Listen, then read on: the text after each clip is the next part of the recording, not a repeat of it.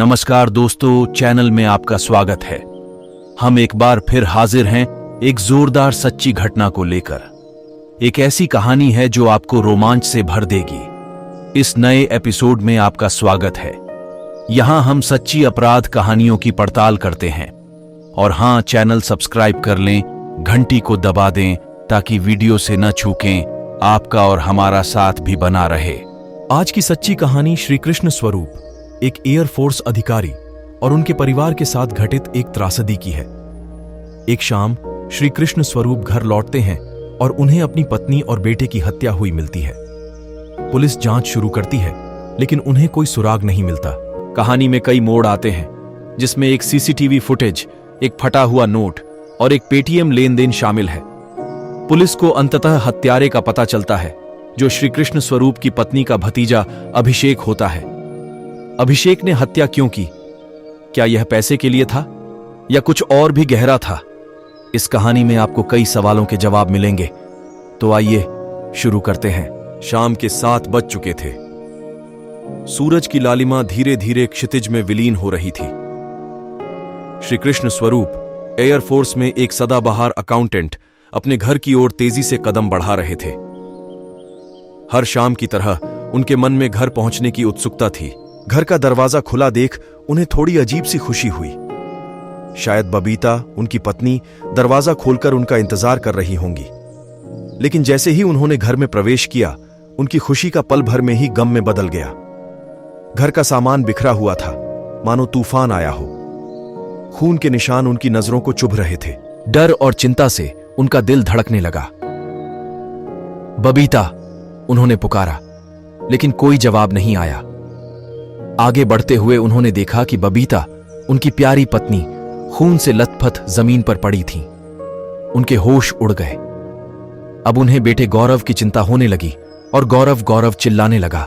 बेटे की तलाश में दूसरे कमरे में घुसे, तब वहां बेटा गौरव भी बेसुध पड़ा था। वहां खून की बौछार थी और उनकी चीखने की आवाज आसपास तक पहुंच रही थी। लोगों ने पुलिस को सूचित किया और पुलिस जल्दी से मौके पर पहुंची। रिश्तेदारों को भी इस डबल मर्डर की घटना की जानकारी मिली, और क्योंकि मामला एयरफोर्स अधिकारी से जुड़ा था, इसीलिए पालम इलाके के कई सीनियर पुलिस अफसर भी मौके पर पहुंचे। मामले की तफ्तीश शुरू हुई। श्री कृष्ण स्वरूप के परिवार में सिर्फ 2 लोग थे जिनकी मौत हो चुकी थी। वे खुद ऑफिस से लौटे थे और घर में सब सामान बिखरा हुआ था। पुलिस ने इसे देखकर शक किया कि शायद यह एक लूटपाट का मामला हो सकता है। इसलिए पुलिस ने तुरंत छानबीन शुरू की और देखने की कोशिश की कि क्या कोई कीमती वस्तुएं लूटी गई हैं। लेकिन जांच में कोई ऐसी चीज नहीं मिली जो इस बात का संकेत देती कि कोई लूटपाट हुई है। जांच में पुलिस को इस डबल मर्डर के पीछे की वास्तविकता को समझने के लिए सीसीटीवी फुटेज की जांच की गई।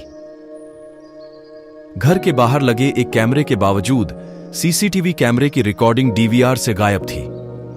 इससे पुलिस का शक और भी बढ़ गया कि शायद इस हमले का उद्देश्य लूटपाट नहीं था, बल्कि यह साजिश का हिस्सा था। इसके बाद सवाल यह था कि इस डबल मर्डर को किस साजिश के लिए किया गया था। क्या इसके पीछे कोई पुरानी दुश्मनी या कोई विवाद था? जब श्री कृष्ण स्वरूप से इस बारे में पूछा गया तो उन्होंने किसी भी प्रकार की दुश्मनी या विवाद से इनकार कर दिया। जांच के बाद भी कोई ऐसी बात नहीं मिली जो साबित करे कि इस हमले के पीछे कोई रंजिश या दुश्मनी थी। इससे यह केस पुलिस के लिए पूरी तरह से ब्लाइंड मर्डर बन गया।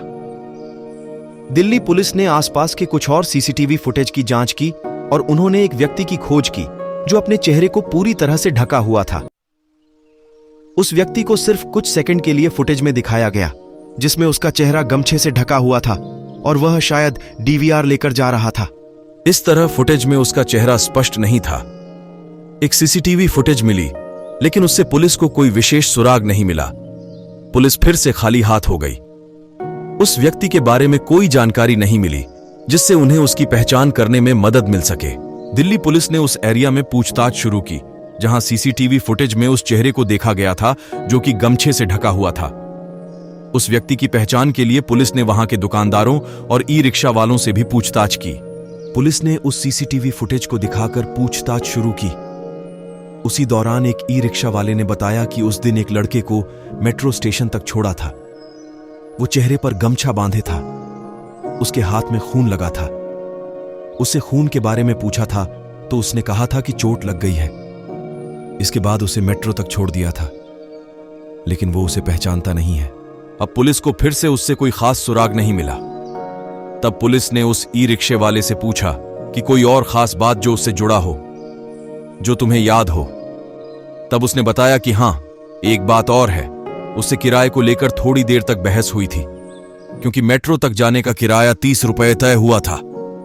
वहां पहुंचने पर उसने 20 रुपए का एक और 10 रुपए का एक नोट दिया, लेकिन 10 रुपए का नोट काफी फटा हुआ था, जिसे लेने से मैंने मना कर दिया था। इस पर उसने कहा था कि अब कोई दूसरा नोट उसके पास नहीं है। ऐसे में हमने भी कहा कि अगर चेंज पैसे नहीं हैं तो पेटीएम ही कर दो। इस पर उसने पूरे 30 रुपये कैश ले लिए थे और उतने ही रुपये पेटीएम कर दिए थे। अब यह बात सुनते ही पुलिस की आंखों में चमक आ गई। तुरंत उसके पेटीएम की डिटेल ली। इसके बाद उस नंबर का पता लगाया जिससे उस लड़के ने पेटीएम किया था। उस फोन नंबर की डिटेल निकाली तो पता चला कि वो किसी अभिषेक के नाम पर है। आगे जांच हुई तो पता चला कि यह नंबर तो श्री कृष्ण स्वरूप की पत्नी बबीता के भतीजे अभिषेक का ही था। यह वही लड़का था जो पुलिस की जांच के दौरान भी वहां मौजूद था। पोस्टमार्टम कराने से लेकर हर जगह वो पहुंचा रहता था। कई बार तो उसने पुलिस से भी सवाल किए थे कि आखिर इस घटना के पीछे कौन हो सकता है, पुलिस क्यों नहीं उसे पकड़ पा रही है। लेकिन पुलिस को अभिषेक की डिटेल मिली तो तुरंत यह समझ में आ गया कि कातिल वही है, क्योंकि जांच के दौरान उसने कभी नहीं यह बताया कि वो पहले घर तक आया था। लेकिन पुलिस को अब यह पता लगाना था कि आखिर अभिषेक ने दो कत्ल क्यों किए, इसके पीछे की क्या वजह रही होगी। पुलिस ने जब अभिषेक से पूछताछ शुरू की तो उसने हत्या करने की बात कबूल कर ली। इसका पीछे की वजह क्या है, यह पूछा गया तब उसने बताया। उसने कहा कि कुछ महीने पहले उसके परिवार में शादी थी। परिवार में पैसों की तंगी थी।